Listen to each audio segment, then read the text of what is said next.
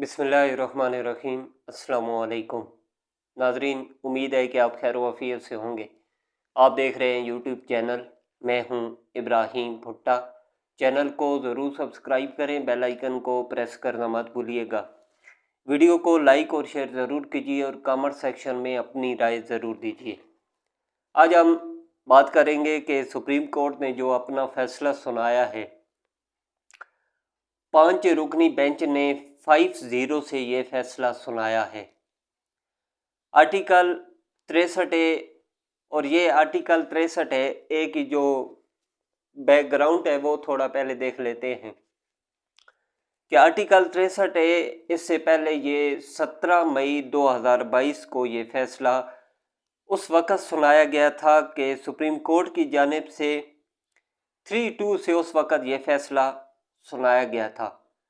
اور اس وقت جو اس کے اثرات تھے وہ اس وقت پاکستان تحریک انصاف کے لیے بڑے فیوریبل تھے، کہ اس وقت جو تحریک عدم اعتماد آئی ہوئی تھی شہباز شریف صاحب کے حوالے سے، اس کے بعد جو ووٹنگ ہوئی تھی پنجاب حکومت کے اندر، اس سے یہ ریلیٹڈ تھا، اور پاکستان تحریک انصاف کے وہ لوگ مظاہر فارقین جو پارٹی سے ڈیفیکٹ کر کے دوسری سائیڈ پر چلے گئے تھے، ان کے حوالے سے یہ فیصلہ تھا کہ کیا ان کے ووٹ کاؤنٹ کیے جائیں گے، ان کو ووٹ ڈالنے کی اجازت دی جائے گی یا نہیں دی جائے گی۔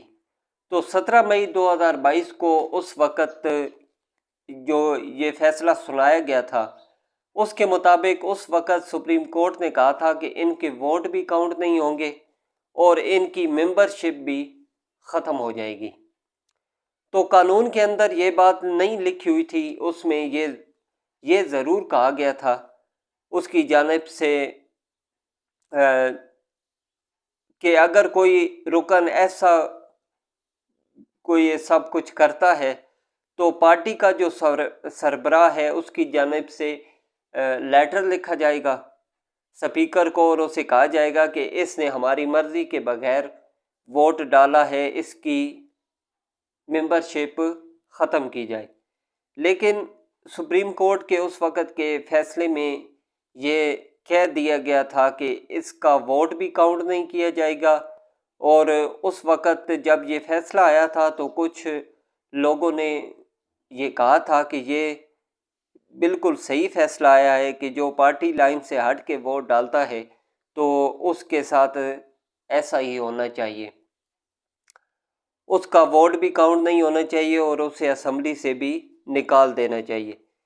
لیکن دوسری سائیڈ کا یہ کہنا تھا کہ قانون کے اندر ایسا کچھ نہیں ہے کہ جس کے اندر آپ اس کا ووٹ بھی کاؤنٹ نہ کریں، اور جب تک آپ ووٹ کاؤنٹ نہیں کریں گے، اگر ووٹ کاؤنٹ کریں گے جرم ہوگا تو پھر آپ اس کو سزا دے سکتے ہیں۔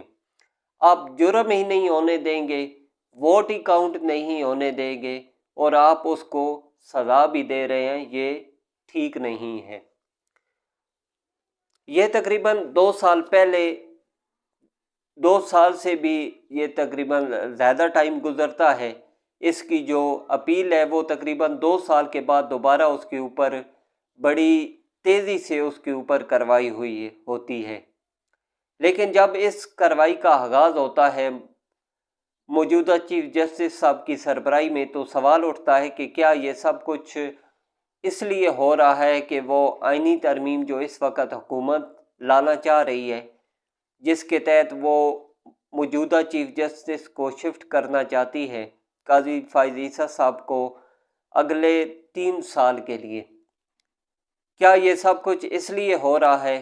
کیونکہ قاضی فائز عیسیٰ صاحب کافی متحرک طریقے سے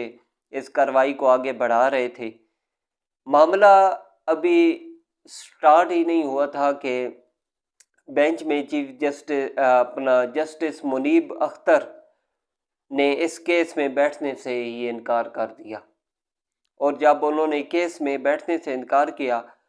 ان کی وجہ یہ تھی کہ جو ججز کمیٹی آپ نے بنائی ہے اس میں بھی تبدیلی ہو گئی، اس میں جسٹس منیب اختر کو نکال دیا گیا اور ان کی جگہ ایک دوسرے جج کو شامل کیا گیا۔ اس کی جو وجہ بتائی گئی وہ یہ تھی کہ ایک نیا آرڈیننس پاس ہو گیا ہے حکومت کی جانب سے۔ اس آرڈیننس کے بعد اس ججز کمیٹی میں تبدیلی کی گئی ہے۔ جسٹس منیب اختر صاحب نے بیٹھنے سے انکار کر دیا اور جب ان کا انتظار کیا گیا وہ نہیں آئے تو وہی ججز کمیٹی دوبارہ بیٹھتی ہے جس پر انہوں نے اعتراض کیا تھا، اور جسٹس منیب اختر صاحب کی جگہ ایک نئے جج کو اس بینچ میں کمیٹی بٹھا دیتی ہے۔ اب اعتراض کرنے والے یہ بھی اعتراض کرتے ہیں کہ آتھر جج جو 17 مئی 2022 کا جو فیصلہ تھا اس کے جو آتھر جج جسٹس منیب اختر صاحب تھے، تو آتھر جج کو شامل کیے بغیر آپ اپیل کس طرح سن سکتے ہیں؟ اس پہ جو دلائل دیے جاتے ہیں وہ یہ ہیں کہ جب ایک جج بیٹھنے سے ہی انکار کر دے، وہ کہے کہ میں ریکیوز بھی نہیں کر رہا اور بینچ میں بھی نہیں بیٹھ رہا، تو یہ تو نہیں ہو سکتا کہ کیس کی کارروائی روک دی جائے۔ کیس تو آگے چلنا ہے۔ سپریم کورٹ کی کارروائیاں تو نہیں روک سکتی اگر ایک جج نہ بیٹھے۔ منصور علی شاہ صاحب اگر ججز کمیٹی میں آ کر نہ بیٹھیں اور منیب اختر صاحب بینچ میں نہ بیٹھیں تو کیا پورے سپریم کورٹ کی کارروائیاں روک دی جائیں؟ دونوں ججز صاحبان نے ایک نے ججز کمیٹی میں اور ایک نے بینچ میں بیٹھنے سے انکار کر دیا، اور اب یہ فیصلہ 5-0 سے آ گیا ہے۔ اس سے آگے بات کریں گے پاکستان تحریک انصاف کے جو وکیل تھے علی ظفر صاحب، جو اس کیس میں پیش ہوئی اور وہ شروع سے ہی اس بینچ کے اوپر اعتراض کرتے رہے، لیکن ان کے اعتراض کو بار بار رد کیا گیا۔ انہوں نے اعتراض یہ کیا کہ یہ بینچ غلط بنا ہوا ہے اور میں اس کے اوپر اعتراض کرتا ہوں۔ انہوں نے کہا کہ آپ کے جو اعتراضات ہیں وہ مین کیس کا فیصلہ جب سنائیں گے تو آپ کے اعتراضات کا جواب بھی دے دیں گے، ابھی آپ اپنے دلائل دیں، لیکن وہ دلائل دینا نہیں چاہ رہے تھے۔ لیکن پھر علی ظفر صاحب نے اپنے دلائل دیے، لیکن آج انہوں نے اپنے کل جو دلائل دینے کے بعد اس کیس کو انہوں نے بائیکاٹ کرنے کا فیصلہ کیا۔ انہوں نے کہا کہ میں بطور تحریک انصاف یا میں بطور وکیل عمران خان صاحب کے وکیل کے میں اس کیس کو اب بائیکاٹ کر رہا ہوں، لیکن ساتھ ہی ان کو کورٹ کی جانب سے معاون بنا دیا گیا، کورٹ کا ہی معاون بنا دیا گیا اور اس کو علی ظفر صاحب نے ایکسیپٹ بھی کر لیا۔ تو اس دوران انہوں نے جس طرح کے دلائل دیے ان کی بھی تعریف کی گئی۔ ان کے معاون بننے کے بعد تحریک انصاف کے جو مختلف رہنماؤں کی جانب سے اور پاکستان کے تحریک انصاف کے کئی فالور کی جانب سے علی ظفر صاحب کے اوپر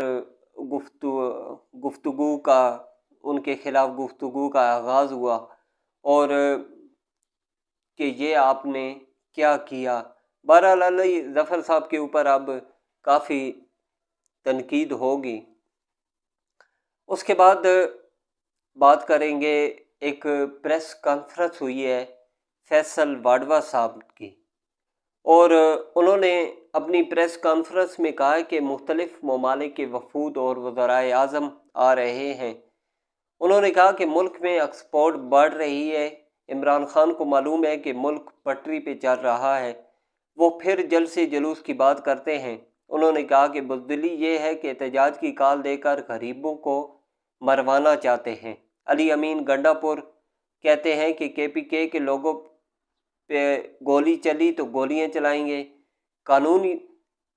ہے کہ بندوق سے کسی کو گولی نہیں مار سکتے، کوئی کیوں گولی مارے گا؟ اس معاملے پر لوگوں کو اشتعال دلانے کی کوشش نہ کریں۔ انہوں نے کہا کیا ہے انہوں نے کہا کیا ہیں آپ، ہنڈے ہیں، بدماش ہیں، کیا ہیں آپ؟ تحریک انصاف کے اندر پلاننگ ہو چکی ہے، بندے مارنے ہیں، لاشوں کے ڈھیر گرانے کا انتظار ہے، انہیں لاشیں چاہیے، کوئی تیسرا فائدہ اٹھا سکتا ہے۔ اس کے بعد پبلک نیوز کے پروگرام میں نصرت جاوید صاحب نے اپنا تجزیہ دیتے ہوئی یہ خبر دی کہ انہوں نے کہا کہ مجھے علی امین گنڈا پور پہ رحم آنا شروع ہو گیا ہے۔ وہ کل ملاقات، پرسوں جو ان کے اگلے دن ملاقات ہوئی تھی عمران خان صاحب سے،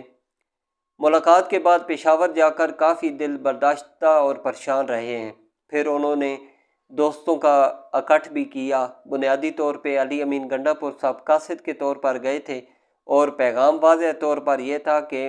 15 اور 16 تاریخ کو ہمارے ہاں SCO کانفرنس ہو رہی ہے۔ مجھے بار بار سمجھایا گیا کہ جو کرنا ہے کریں، لیکن 16 تاریخ سے پہلے ہنگامہ آرائی کی اجازت نہیں ہے۔ اور جس انداز میں یہ پیغام مجھے دیا گیا، میرے خیال میں مؤخر کر دینا چاہیے، لیکن عمران خان نے ان کی اس تجویز کو مسترد کر دیا۔ بہرحال آپ آگے دیکھتے ہیں کہ اس سے آگے کیا ہوتا ہے۔ تو اپنا خیال رکھیے گا، اجازت دیجیے، اللہ حافظ۔